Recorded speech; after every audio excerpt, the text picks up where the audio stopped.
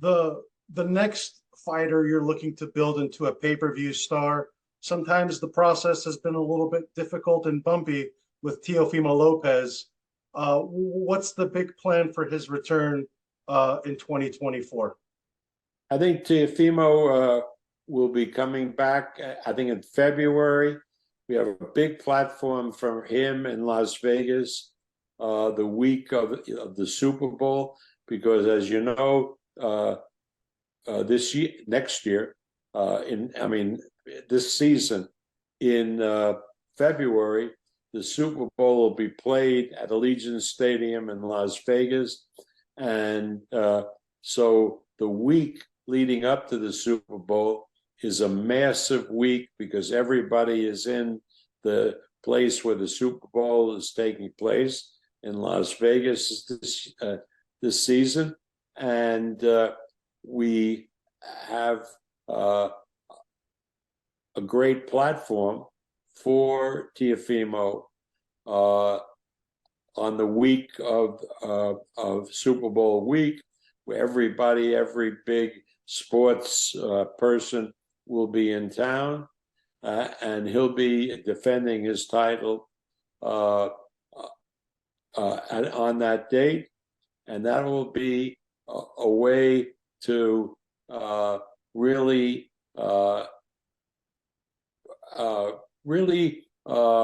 advance Teofimo into big, massive fights the rest of 2024. And it sounds like the plan is that Thursday, February 8 against Jermaine Ortiz. Is that correct? That is right. That's what we're working on. I think we're practically finalized with that. And Keyshawn Davis, who's another up-and-coming but a younger star, really a step-up, tough fight with Jose Pedraza.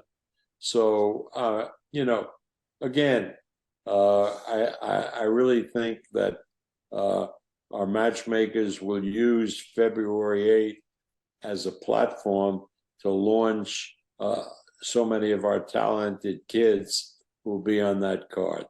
I mean, I think the Vargas kid, Emiliano Vargas, is on that card. I think he's a terrific prospect. And Abdullah Mason. We have a lot of good young kids who will be breakout stars in 2024. Yeah, you guys did a fantastic job using that Formula One fight week, and I'm sure the plan is to do it the same for Super Bowl week. Unfortunately for the Formula One fight week, Shakur Stevenson didn't live up to his end of the bargain with a spirited, punishing performance. Does that perhaps present some sort of a promotional problem for you when his fights don't live up to his star quality? That always happens. I have such a history of boxing promoting superstars, and sometimes for one reason or another, they don't live up to their billing. Now, in Shakur's case, he had ailments because he trained overtrained. He loves to be in the gym. He hurt his hand, he hurt his shoulder, and our office was constantly taking him to different doctors to patch him up. So I don't think DeSanto's a pretty good fighter, but I don't think we saw the best of, didn't see the best of Shakur. And indeed, the kid called me up the morning after the fight to apologize for his performance. But I quite understand what was happening, because for the weeks leading up to the fight, we didn't know if he could even make the fight. Mm-hmm. And the future is very bright for him. 135-pound WBC champion right now. I know you could stage that fight with Vasyl Lomachenko perhaps overnight, and further build up Shakur's star, or have Vasyl go into one last run into his Hall of Fame career. But I think fight a lot of fans want to see is Shakur versus Tank Davis, or Teofimo versus Tank Davis, or even Lomachenko versus Tank Davis. Well, what can Top Rank promise in 2024 as to being in business with the likes of a Tank Davis and matching up one of your fighters with him? Well, Tank Davis is an excellent fighter, and he's a big attraction. So sure, we would like to match any of the guys that you've mentioned against Tank Davis and see how well they would do. I like our guys to win the fight, but that's why they do the fights, right? So again, we're open to any of that.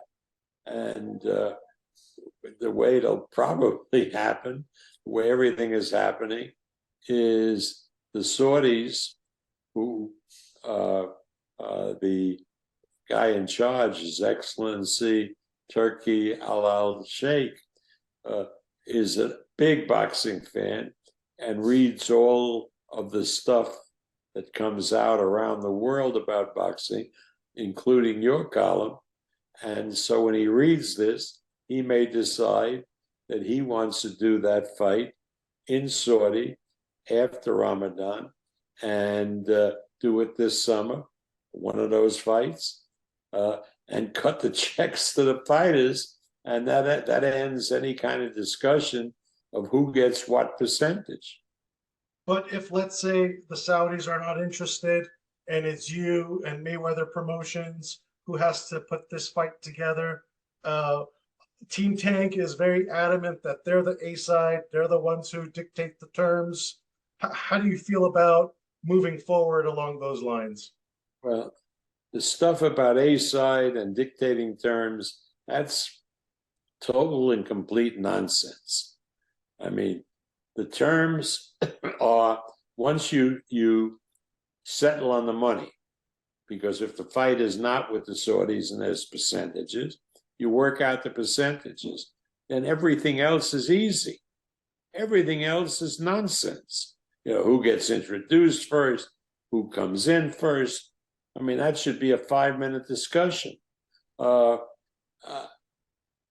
again, if we start talking about A side and B side, then nothing gets happened, and they just trade insults with each other, and it's just childish. I mean, that's why a lot of fights haven't happened in boxing, because people involved in the sport, sometimes even us, have been very, very childish about this, arguing about stuff that really doesn't matter.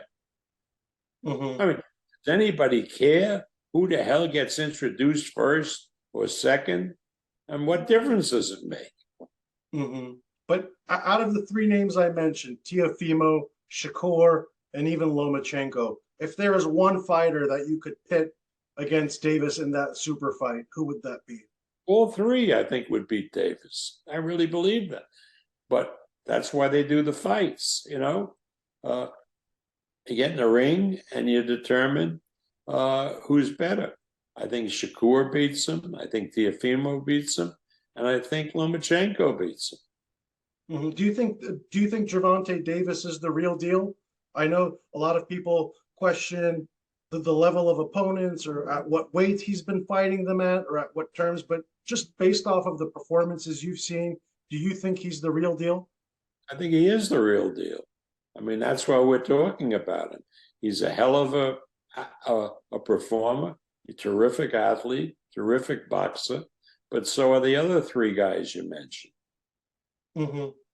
Let's talk about Lomachenko. What's next for him? He obviously had a very spirited performance against Devin Haney. The public is kind of split in between as far as who really won that fight. Lomachenko came on late, which seems to be his MO in the big time fights of late. But what's next for Lomachenko as he's nearing the back nine of his career? I think we're trying to finalize a world title fight at 135 between him and the Aussie George Kambosos. I really believe we've made a lot of progress. and I believe that fight will happen sometime in April. In Australia? And Lomachenko in Australia, yeah. That's terrific. It's I always love a great. Australia. I mean, Australia is a great country with great people. We've had marvelous success doing promotions in Australia, whether it's Brisbane or Melbourne, and now they're talking about the possibility of another city in Australia.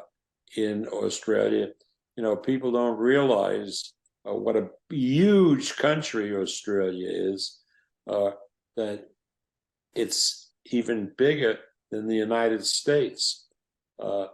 So it's been a great experience for myself and everybody else at Top Rank to have been able to see that great country in the different regions.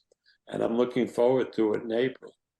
And of course, the guy who beat George Kambosos twice to become the undisputed, the fighter you promoted for a few fights, Devin Haney, he just had a resounding one-sided decision win against Regis Prograis.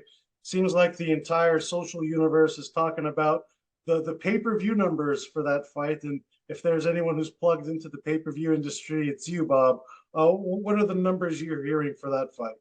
Very disappointing. But again, you know, you put a fight on, first of all, in December, pay-per-view. Now, what are people concerned about in December? Saving up their money so they could spend it on Christmas presents.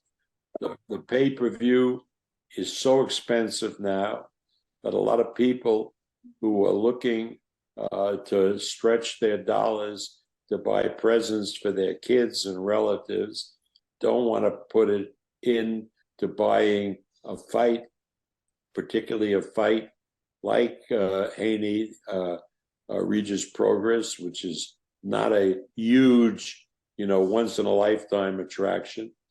And so the fact that it did very poorly is not really a reflection on, say, Haney's marketability. It's just a fight that took place at the wrong time against fights that were free to air on other platforms like ESPN. We had a terrific featherweight championship match that was a huge upset against it. So the fact that it didn't do well doesn't mean that Devin Haney is not a good pay-per-view draw, but it didn't do well.